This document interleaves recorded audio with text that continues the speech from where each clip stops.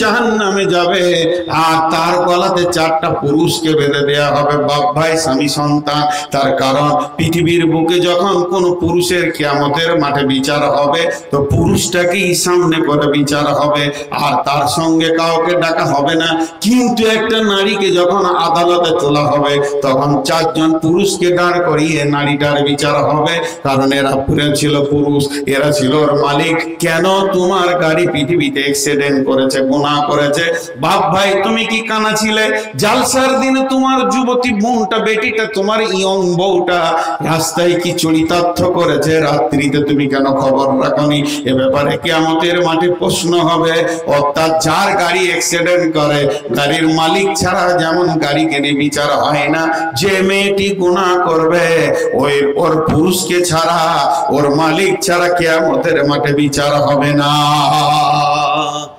এরপরে চলেন আল্লাহ তাবারাক ওয়া তাআলা বলছেন, হে পুরুষ তোমাদেরকে নেতা বানালাম, তোমরা ভাববে হয়তো না আমরা অনেক দামি হয়ে গেছি, তাছাড়া কি আমরা নেতা হয়? জি না। তুমি কি ছেলের মা বানিয়েছো এর জন্য নিজেকে পুরুষ মনে করছো না? তুমি যদি ছেলের মা বানানোটাই সব থেকে পুরুষত্বের প্রতীক চিহ্ন হয়, তুমি সারা বছর মেহনত করলে একটা ছেলের মা বানাবে। আর শুকর এক সিজনে 1.5 ডজনের বাচ্চার মা বানায়, কুকুর অন্তত 6টা 7টা বাচ্চার মা বানায়, তাহলে কি তারা বড় পুরুষ?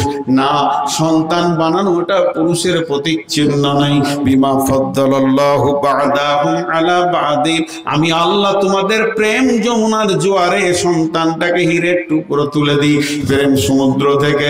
এটাই হচ্ছে তোমাদের বড় নিয়ামত, এর জন্য কেউ কারো উপরে যাবে না। অবিমা আনফাকু মিন আমওয়ালিহিম, হে পুরুষের দল, তোমাদের দায়িত্ব হচ্ছে ইনকাম করে নিয়েছে বিবির পেছনে খরচা করবে, বিবিকে তুমি খাওয়াবে, পান করাবে, বিবিকে তুমি আনন্দ দেবে এবং বিবির পেছনে তোমার খরচা হবে, তবেই তুমি সমাজে পুরুষ। আমার বিবি যদি বলে প্রথম সন্তানটা আমার পেটে হয়েছে, দ্বিতীয়টা তোমার পেটে হবে, কোন দিকে লোড হবে আর কোন দিকে আনলোড হবে? বন্ধু আমার, হুঁশ নাই, জ্ঞান নাই, কোরআন কার কি ডিউটি দিয়েছে বোঝে না। শুধু এই পর্যন্ত নয়, 2 নম্বর বলছে মেয়েরা পর্দার বাইরে থাকবে, মেয়েরাও মানুষ, পুরুষও মানুষ। এতগুলো লোক আছেন, আপনারা একবার মুখটা খুলেন আল্লাহর নামে, আল্লাহর হস্তে। ট্রাকের টায়ার গুলো কিসের তৈরি? টায়ার কিসের তৈরি জোরে বলেন?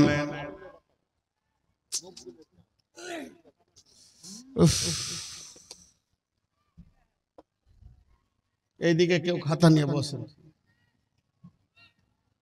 খাতা নিয়ে বসেন না, টাকা দিবে, টাকা বন্ধ হবে না, টাকা আসতে থাকবে, মাদ্রাসার ইনকামের জন্যই জালসা। হ্যাঁ, এইদিকে লিখে লিখে আপনারা একবার মুখ খুলবেন, যেটা আমি জিজ্ঞেস করছি। টায়ার কিসের তৈরি? রবার না লোহা?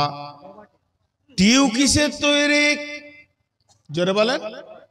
টায়ার ও রবার, টিউ রবার বিজ্ঞান তৈরি করেছে। টিউ সারা জীবন পর্দায় থাকবে, টায়ার ওপেন থাকবে। তসলিমার মতো যদি ব্রেন হয় তাহলে বলবে টিউরে বহুদিন ভিতরে থাকলে একবার বাইরে আয়, কি অবস্থা হবে?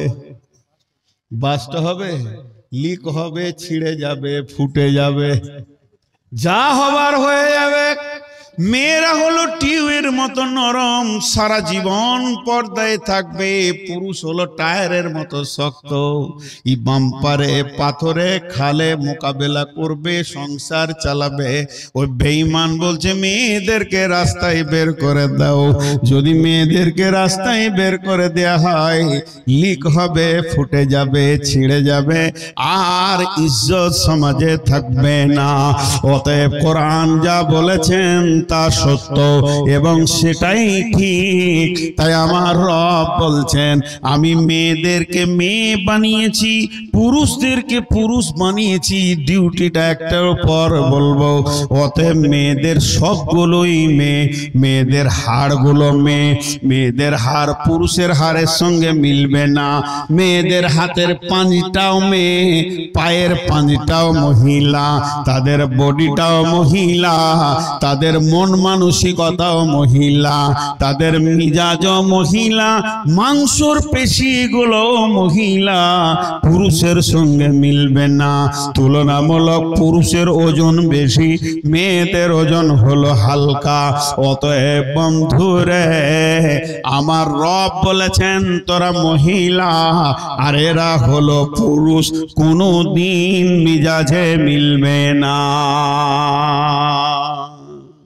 মিলবে? জোরে বলেন মিলবে? হ্যাঁ মিলবে না। দুটো মেয়েতে গল্প করছে ডাক বাংলায়, ধুলিয়ান ডাক বাংলায়, নাম করব না। আর এক বক্তা চা খেয়েছে, চা খেতে খেতে মুখে চালে ফক করে হেসে দিয়েছে। চাটা কেমন হবে? স্প্রে হয়ে বেরিয়ে। মৌলানা সাহেব হাসলেন কেন? ও আর চা খেতে খেতে মেয়েদের কথা ওর কানে পড়ে গেছে। একটা মেয়ে আর একটা মেয়েকে বলছে মুর্শিদাবাদের ভাষাতে, এগে বহিন হারকে গুধার বাপ খুবই কড়া, ছেলেকে দেখতে পারে না, ছেলের উপরে খুব হিংসা, খালি পিটে যেছে, ছেলেকে সহ্য করা যায় না গে বহিন। একদিন স্কুল যেছে না তো পিটছে।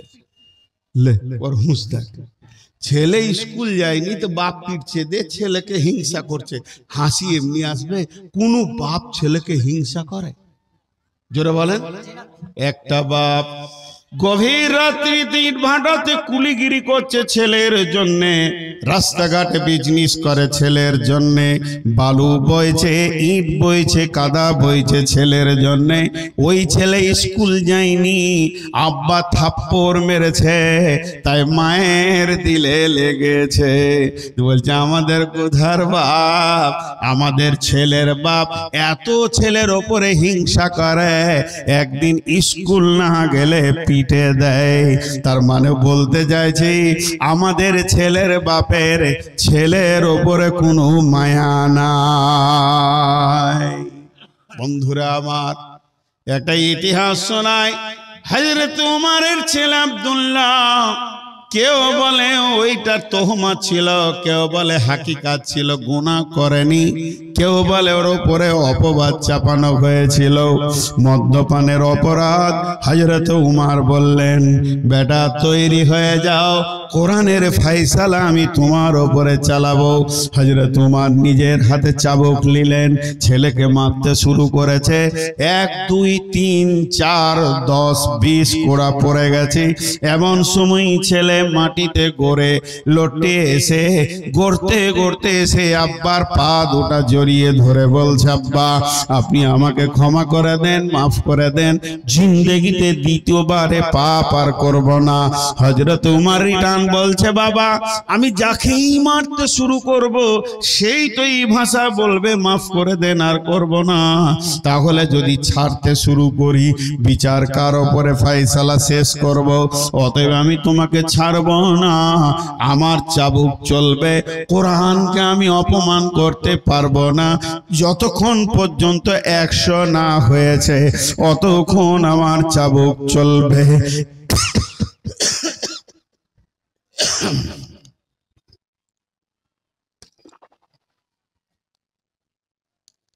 একজনে দাঁড়িয়ে থাকবেন না বলে দিচ্ছি, মাথা গরম হবে আমার, এই ডিস্টার্বটা অন্তত করবেন না।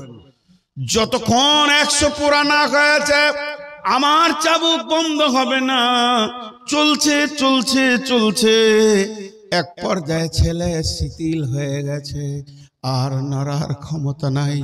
স্ত্রী চোখের সামনে দেখছে, ছেলে যেন মৃত্যুর দরজার দিকে হাঁটছি, হাত দুটো প্রসারিত করে বলছেন, আমিরুল মুমিনিন, খলিফাতুল মুসলিমিন, এখনো কি আপনার চাবুক থামবে না? ছেলের ওপরে কি চলতে থাকবে? তো আপনার কি মায়া নয়? হযরত উমর বলছেন, তুমি মহিলা, তুমি অর্ধেক বুদ্ধির মানুষ, তোমার দূরদর্শিতার কমি আছে, তুমি তাই হাত দুটিকে নিয়ে ছেলেকে বাঁচানোর জন্য চলে এসেছো। শুনে লাও, এই ছেলেটা যেমন তোমাকে মা বলেছে, আমাকে আব্বা বলেছে, ছেলেটা তোমার একা নয়, তুমি আমি মিলে সন্তান। অতএব তুমি যত গালে চুমা দিয়েছো, অতটাই চুমা আমি আমার সন্তানকে দিয়েছি। তুমি চাইছো তোমার দূরদর্শিতা কম, তাই তুমি চাইছো আমার হাত থেকে ছেলেটা বেঁচে যাক, তুমি চাইছো চাবুক থেকে ছেলেটা বেঁচে যাক। আমি উমার ছেলেটাকে কত ভালোবাসি, আমি জোরে জোরে মারছি, এই জন্যই মারছি, আমি চাইছি আমার ছেলে আল্লাহর জাহান্নাম থেকে বেঁচে যাক। আমি মারছি কেন? জাহান্নাম থেকে বাঁচানোর জন্য মারছি। তুমি ছাড়াতে চাইছো কেন?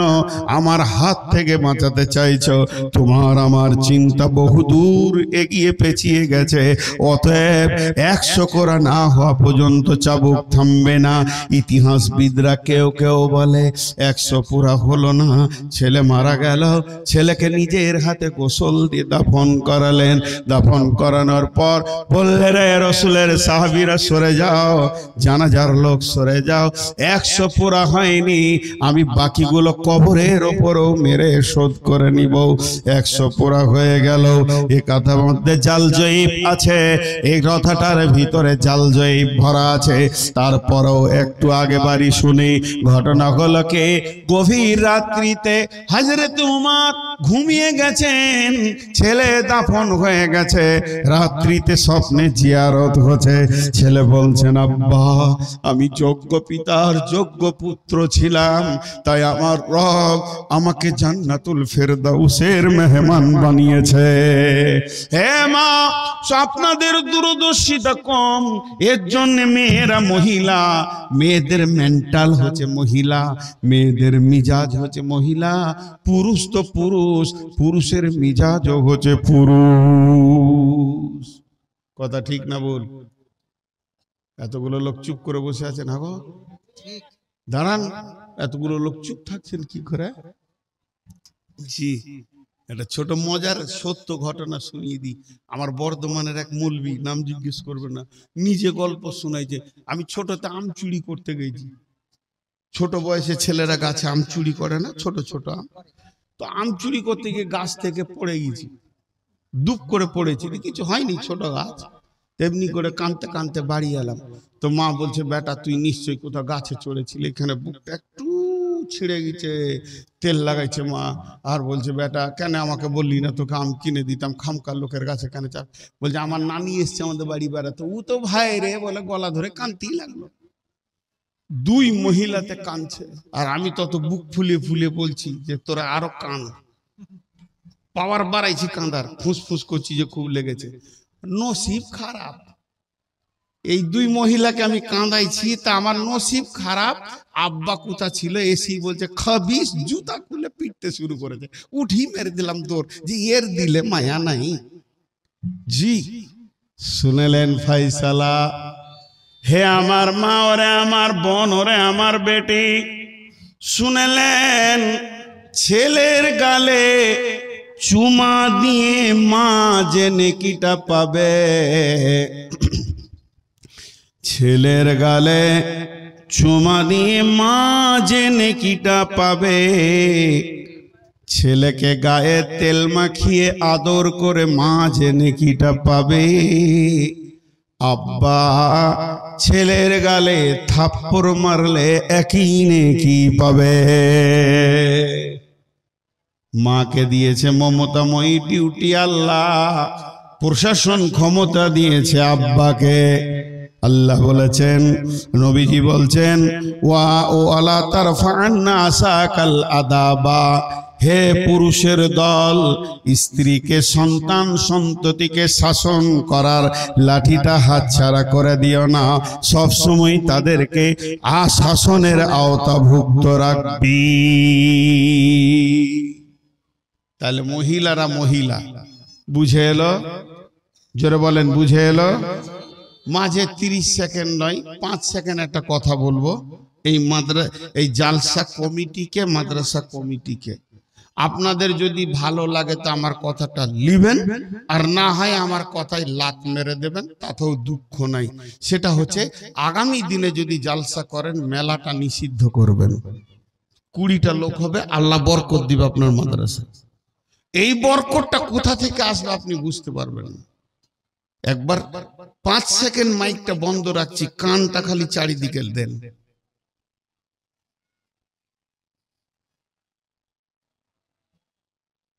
ঠিক মনে হচ্ছে মেলার মাঝে বসে আমি বয়ান করছি। প্রথমে কিয়ামতের মাঠে আল্লাহ আমাকে জুতাবে। মেয়ে লোকটার গলা জোর হবে বলি তো বয়ানটা করছি। বাংলাদেশে জালসা করতে গিয়েছি গোদাগাড়িতে, পীরগঞ্জের পাশে। এক হাই স্কুলের মাস্টার এসে আমার কানে বলছে, হুজুর মেয়ে গলাকে চুপ করিয়ে দেন। তখন আপনার বিয়ে হয়েছে? তো বলছে অনেক কেমন কথা বলছেন, বিয়ে না হলে জিনিসটা কি দেখেনি নাই? ও ডেঞ্জারাস মাল। এগুলা পরের বউ আমার কথা শুনবে, আমার নিজের বউটাই আমার কথা শুনে না। হ্যাঁ জি, ওকে একটা বললেও 25টা বলবে মেশিনের মতো, তারপরে চুপ হবে। হ্যাঁ, ওগুলো বলে লাভ নাই। ও ভালো মেয়ে বলি বকছে, ওর চোপার জোর আছে। একজন অভিযোগ আনছে, শোনেন ঘটনা। মুরব্বী পালাচ্ছেন কেন বাপ? রাগ করলেন নাকি গো শোনা? আমার উপর রাগ করলেন তো বসেন। জি, এবার আপনারা আমার দিকে ধ্যান দেন। একটা লোক স্ত্রীর সঙ্গে 2-4 কথা হয়েছে, মেমন দেখেন, সত্য ঘটনা, এটা হাদিসের ঘটনা, এই ইতিহাসের ঘটনা। তো ও রেগে গিয়ে বলছে, দাঁড়া তোর ব্যবস্থা আমি করছি। উমারের কাছে গিয়ে অভিযোগ দিব। হযরত উমারের জামানায় তো উমারের ঘরে এসে দরজায় উমারকে ধাপা বেড়েছে, আমিরুল মুমিনিন আছেন? আসছি। তো ওখানে দাঁড়িয়ে আছে যে আমিরুল মুমিনিন বের হবে, তা আমার বিবি আমার কথা শুনে না, তো উমারকে বলে দিব, তো এমন টাইট করে দিবে ওকে, তারপর থেকে আমার কথা শুনবে। কিন্তু উমার বের হওয়ার আগে উমারের বিবি উমারকে বকি যেছে, ভ্যান ভ্যান ভ্যান ভ্যান ভ্যান। উমার চুপ করে শুনছে। ই তখন পালিয়ে গেছে, বলছে কাজ হয়ে গেছে, কাজ হয়ে গেছে। পালিয়ে গেছে। উমার দরজা খুলে দেখছে লোক নাই, তো দেখছে অনেক দূরে, ওই ওই শোনো, বলে হয়ে গেছে কাজ, যেটার জন্য এসেছিলাম ওটা বুঝে নিয়েছি। তো অনেক দূর, আরে শুন রে ভাই একবার আয়। কি হয়েছে? আমার বউ কথা শুনে না, সেই অভিযোগ করতে এসেছিলাম, তো দেখছি আপনার বউ আবার ডবল। তো আপনি কি করে সহ্য করছেন?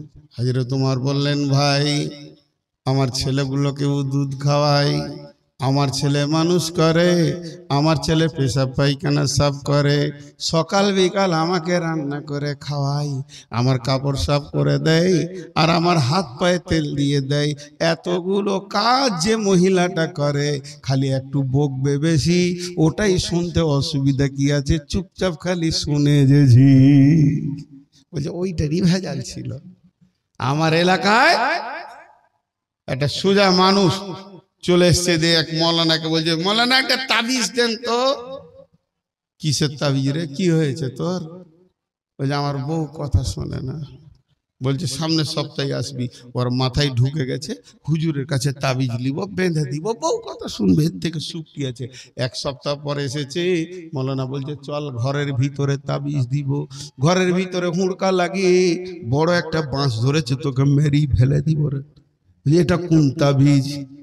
এটা কোন ধরনের তাবিজ? বিখ্যাত মাওলানা শাইখুল হাদিস, ছোটখাটো কথা নয়, সত্য ঘটনা। তখন বলছে বস গাধা, তোর মোটা বুদ্ধে হুঁশ নাই, ওকে বসিয়ে দিয়ে বলছে শোন তোর বউ কথা শুনে না, এটা তোর ভুল ধারণা, পৃথিবীর কোনো মেয়ে স্বামীর কথা শুনে না, তো শুনেলে তোর বউয়ের থেকে আমার বউটা আরো বিচিত্রবৎ, শুধু আমি চালাক বলি কাউকে বলি না, তুই বোকা বলি লোককে বলে বেড়াস, ওই নিয়ে চলগা সংসার চলবে। আল্লাহ তাবারাক ওয়া তাআলা বলছেন মেয়েরা হলো মহিলা, ওদেরকে আমি মহিলা বানিয়েছি, ওদের চেহারাটা মহিলা, হাত পায়ের পাঁচ হলো মহিলা, ওদের মাংসপেশি মহিলা, হাড্ডির ফার্নিচারটাও মহিলা, ওদের মিজাজটাও মহিলা, কণ্ঠস্বরটাও মহিলা। এর জন্যে কোরআনে সূরা এসেছে সূরাতুন নিসা।